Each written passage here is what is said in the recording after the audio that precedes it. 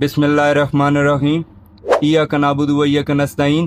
Class 9 आज हम exercise 1.3 के क्वेश्चन नंबर 6, 7, 8 और 9 को कंप्लीट करेंगे। इंशाल्लाह आज इस एक्सरसाइज को ख़त्म करते हैं, चलते हैं अपने क्वेश्चन की जानिब। क्वेश्चन नंबर 6 कहता है the sum of the ages of the father and son is 72 years. Question की स्टेटमेंट आपको समझ आ गई तो पूरा क्वेश्चन आप सॉल्व कर लेंगे। वो कहता है कि बाप और बेटे की उम्रों का जो मजमुआ है वो 72 साल है। 6 years ago, 6 साल पहले, the father's age was 2 times the age of the son. बाप की उम्र दुगना थी बेटे की उम्र से 6 साल पहले। What was the son's age 6 years ago? तो 6 साल पहले बेटे की उम्र कितनी थी? चलते हैं अपने क्वेश्चन को सॉल्व करते हैं। लेट किया, फर्ज करें सन्स एज आपने एक्स कर दी, आप ए कर सकते हैं। फादर्स एज वाई कर दी, लेट इक्वल कर दिया जी। अकॉर्डिंग टू गिवन कंडीशन हमें उसने कहा था the sum of the ages of father and son, कि बाप और बेटे की उम्रों का सम 72 साल है, 72 ईयर्स है। बेटे की एज को आपने एक्स लेट किया है, बाप की एज को आपने वाई लेट किया है, इन दोनों का सम आपने 72 ईयर्स कर दिया है। इसको इक्वेशन नंबर 1 कर दिया है। अब आप आ जाए 6 साल पहले, 6 years ago, 6 साल पहले। अब आप एक छोटी सी चीज सवाल को समझने से पहले समझें कि 6 साल पहले, मैं कहूं आप 15 साल के हैं, तो 6 साल पहले आप कितने साल के होंगे? जाहिर बात है आप अपनी 15 साल में से 6 साल को माइनस करेंगे, तो मतलब आप 15 साल में से 6 साल माइनस किए तो आपके बन गए 9 साल, यानी कि वो साल आप निकाल देते हैं। इसी तरीके से आपने क्वेश्चन की स्टेटमेंट में 6 years ago, 6 साल पहले, तो बेटे की उम्र जो हमने एक्स लेट की हुई थी उसमें से 6 माइनस कर देने। इसी तरह फादर की एज जो आपने लेट वाई की हुई थी उसमें से आपने 6 माइनस कर देना है, यानी कि दोनों की एजेस में से आपने 6 ईयर्स माइनस कर दी है। ये हो गया। अब अपनी कंडीशन के मुताबिक आ जाएं, जब वो कहता है कि 6 साल पहले बाप की उम्र बेटे की उम्र के 2 गुना थी, यानी कि ये बाप की उम्र है, ये आपने इक्वल की, 2 गुना है बेटे की एज से, ये बेटे की एज है, इसके 2 गुना है। ठीक है, ये 2 कंडीशंस का आ गया। अब आप इसको सॉल्व कर लें, आपका क्वेश्चन हल हो गया। y minus 6 is equal to 2 को अंदर मल्टीप्लाई कर लें, ये 2x हो जाएगा, प्लस माइनस माइनस 6 2 12 हो गया। अब आपने करना क्या है, ये आप देख रहे हैं कि 2x पहले से मौजूद था, आपने 2x इधर ही रखा, ये प्लस का y आप उठाकर इधर ले आए, माइनस का y बना दिया। माइनस 6 इधर पहले से मौजूद था और ये माइनस का 12 आप इधर लाकर प्लस का आपने कर दिया। प्लस माइनस माइनस, 12 में से 6 गए 6, साइन बड़ी वैल्यू का, इधर आपके पास आ गया 2x माइनस वाई।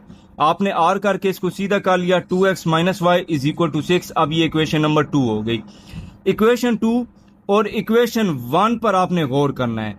क्या इधर x प्लस वाई है और इधर हमारे पास 2x माइनस वाई है, तो हम क्या ऐसा करें कि कोई एक वेरिएबल कट जाए? y कट सकते हैं ना, यहाँ पर प्लस का y है, ये देखें ये प्लस का y, और यहाँ पर माइनस का y है, तो ये ऐड करें अगर इक्वेशन तो ये कट जाएगा ना। तो हम अपने इसको कंडीशन के मुताबिक ऐड करते हैं by adding equation number 1 and 2। पहली इक्वेशन ये थी, दूसरी इक्वेशन आपने ये बनाई, आपने जस्ट सिंपल इनको ऐड किया। ऐड में साइन चेंज नहीं करते, ये y प्लस माइनस कट गए, 2x और 1x, 3x, 72 में 6 जमा किए यानी कि 72 में 6 ऐड किए तो 78 हो गया। ये 3 मल्टीप्लाई हो रहा है, इक्वल के बाद जाके डिवाइड हो जाएगा, तो 3 26 78, तो आपके पास x की वैल्यू कितनी आ गई? 26 आ गई। आपने ये जो वैल्यू निकाल ली, ये x की वैल्यू निकल गई। अब हमें अब ये बता रहा है कि अभी वो 26 साल का है बेटा, तो 6 साल पहले कितना हुआ? 20 साल का हुआ, तो समझ आ जाएगी आपको। तो आपने ये सन्स एज यहाँ पर देखें लेट की हुई थी 6 साल पहले, x माइनस 6, ठीक है ना, याद आ गया आपको। तो आपने यहाँ पर आकर hence 6 years ago son's age x minus 6, मैंने दोबारा x की वैल्यू अभी आपने क्या निकाली है? 26 पुट कर दी, 26 में से 6 गए तो आपके पास 20 years आंसर आ गया। बेटा 6 साल पहले 20 साल का था और अब वो कितना है? 26 साल का। तो क्वेश्चन की स्टेटमेंट को समझकर हमने आसानी से ये सवाल हल कर लिया। Question number 7, Mirha bought a toy. Mirha एक लड़की है, छोटी सी बच्ची, वो एक खिलौना खरीद कर लाती है ₹1500, 1500 का, एंड सोल्ड फॉर ₹1520। नहीं है, वो बड़ी है, बच्ची नहीं है, बच्ची होती तो बेच ना सकती, तो उसने 1520 रुपए का बेच भी दिया। What was her profit percentage, उसे मुनाफे की परसेंटेज क्या मिली, क्या किस शरत से उसे मुनाफा हुआ, प्रॉफिट निकालना आपने। तो क्वेश्चन की स्टेटमेंट के मुताबिक जो जो चीज़ हमें दी गई है, परचेज प्राइस कितनी थी, ₹1500 हमने लिख दी। सेलिंग प्राइस जिस पे उसने बेचा वो भी हमने मेंशन कर दी। हमने प्रॉफिट परसेंटेज निकालनी है, शो कर दिया जी। अब आपको फार्मूला याद करना पड़ेगा, बड़ा ज़रूरी है, ताकि आप भी अपनी सेल जो आप मोबाइल वगैरह बेचते होंगे, सेल करते होंगे, आप उसमें से अपने प्रॉफिट की रेशो निकाल सकते होंगे। Profit is equal to selling price minus purchase price. सबसे पहले तो आप सिंपल प्रॉफिट निकालें। सेलिंग प्राइस 1520 रुपए में बेची थी उसने और परचेज प्राइस थी 1500, दोनों का डिफरेंस लिया तो आपके पास 20 रुपए का प्रॉफिट आ गया। अब इस 20 रुपए के प्रॉफिट पे आपने परसेंटेज निकालनी है। ये आपका बड़ी प्रैक्टिकल लाइफ में बड़ा काम आएगा कि प्रॉफिट कैसे निकाला जाता है परसेंटेज के लिहाज से। तो profit percentage is equal to, लिखते हैं जी, प्रॉफिट जो आपको प्रॉफिट हुआ डिवाइडेड बाय परचेज प्राइस जिस पे आपने खरीदी, मल्टीप्लाई बाय 100, और होल साइन के साथ आप परसेंटेज का सिंबल लाजमी लगाएंगे। तो प्रॉफिट हुआ आपको 20 रुपए का जो आपने पहले निकाल लिया, परचेज प्राइस थी 1500 रुपए और मल्टीप्लाई बाय 100 फार्मूले का 100 आ गया। क्या आप सिंपल मैंने कर दिया, कटती भी हैं, काट सकते हैं, सिंपल कर सकते हैं, लेकिन मैंने बहुत ही ज़्यादा सिंपल कर दिया। ऊपर वाले को ऊपर से मल्टीप्लाई किया, 20 को 100 से मल्टीप्लाई किया तो ये 2000 हो गया, डिवाइडेड बाय 1500 हो गया। तो जैसे ही आप कैलकुलेटर पे इसको डिवाइड करेंगे आपके पास आया 1.33%, यानी कि इतना उसको सिर्फ मामूली सा मुनाफा हुआ। ये फार्मूला आप याद कर लें, आप अपनी प्रैक्टिकल लाइफ में बहुत सी चीज़ें जो आप सेल परचेज करते हैं उनमें प्रॉफिट की परसेंटेज निकाल सकते हैं आसानी से जी। क्वेश्चन 8 कहता है the annual income of Tayyab is ₹9,60,000, 9,60,000 है तैयब की सालाना आमदनी। While the exempted amount is ₹1,30,000, 1,30,000 रुपए एग्जेम्प्टेड अमाउंट। अब पहले तो समझे एग्जेम्प्टेड कहते किसको है, आपको स्टेटमेंट पता होनी चाहिए। एग्जेम्प्टेड अमाउंट उसको कहते हैं ऐसी अमाउंट जो टैक्स फ्री अमाउंट होती है, जिस पर टैक्स नहीं लगता, उसको आप एग्जेम्प्टेड अमाउंट कहते हैं। वो अमाउंट जिस पर आपका टैक्स नहीं लगता एग्जेम्प्टेड अमाउंट कहलाती है। चलें फिर क्वेश्चन की तरफ वापस चलते हैं। एग्जेम्प्टेड अमाउंट आपकी आ गई 1,30,000 आपने मेंशन कर दी। कहता है जी how much tax would he have to pay, कितना उसको टैक्स अदा करना पड़ेगा एट द रेट ऑफ 0.75%, 0.75% के लिहाज से उसको कितना टैक्स देना पड़ेगा। डेटा सारा लिख दिया।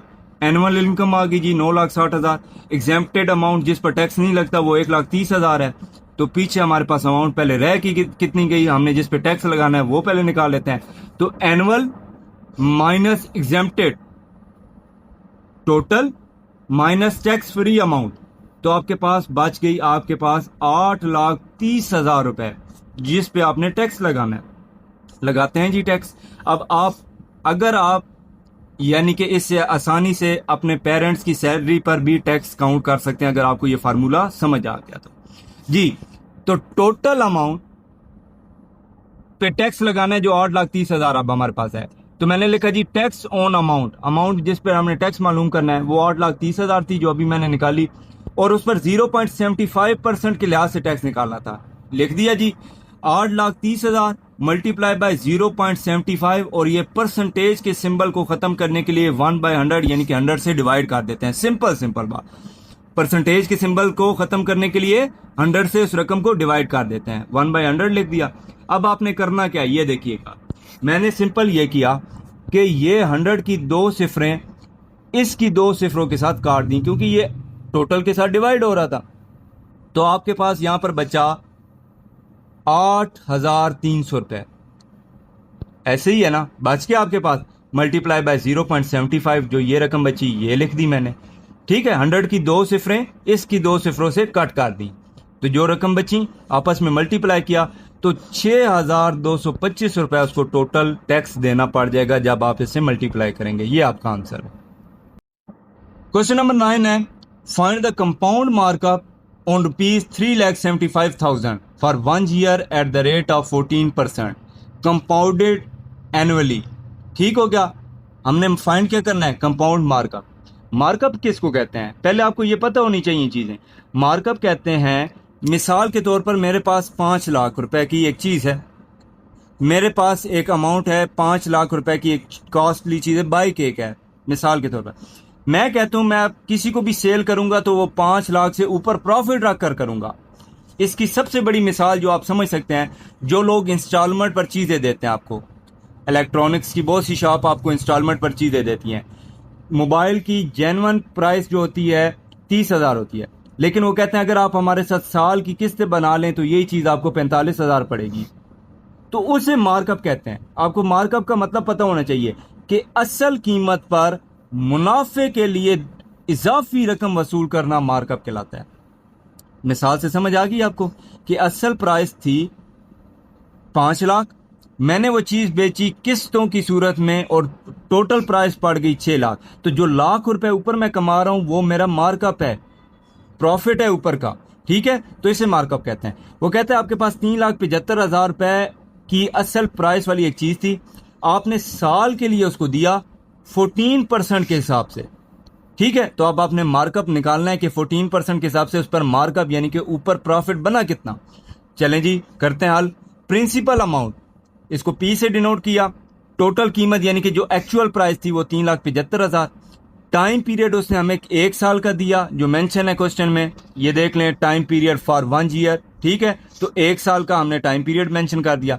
कंपाउंड मार्कअप हमने निकालना है और जो रेट दिया है, जो उसने परसेंटेज दिया है वो 14% मैंने शो कर दी।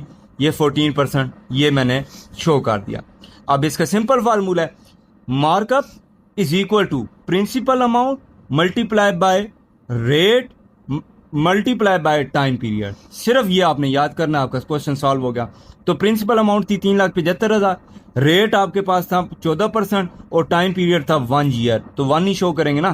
ठीक है, तो 3,75,000 मल्टीप्लाई बाय 14। अभी आपको पिछले सवाल में बता के आ रहा हूं कि परसेंटेज का साइन खत्म करने के लिए 100 से डिवाइड करते हैं, डिवाइड कर दिया, मल्टीप्लाई बाय 1, ये साथ वैसे चल रहा है। तो अब आपने क्या करना है, ये देखें 100 की 2 सिफरें इधर से कैंसिल कर दी, तो आपके पास बचा 3,750 रुपए। साथ 14 रह गया ऊपर, क्योंकि ये बट्टे के नीचे 1 कैंसिल हो गया, 1 ही रह गया, तो 14 बचा। 14 को जब आप मल्टीप्लाई करेंगे तो 52,500 रुपए ऊपर वो मुनाफा है जो एक्चुअल प्राइस से वो इजाफी ले रहा है इंस्टॉलमेंट की मद में। ये आपका टोटल मार्कअप निकल आया। ठीक है, हमारी एक्सरसाइज कंप्लीट हुई। उम्मीद कर रहा हूँ कि आप साथ साथ रिवाइज कर रहे होंगे और मुझे ना सिर्फ दुआओं में याद रख रहे होंगे, बल्कि मेरे चैनल को सब्सक्राइब, लाइक और शेयर करना भी नहीं भूलेंगे। मिलते हैं इंशाल्लाह रिव्यू 1 के साथ जल्द ही। दुआओं में याद रखिएगा। अल्लाह हाफिज।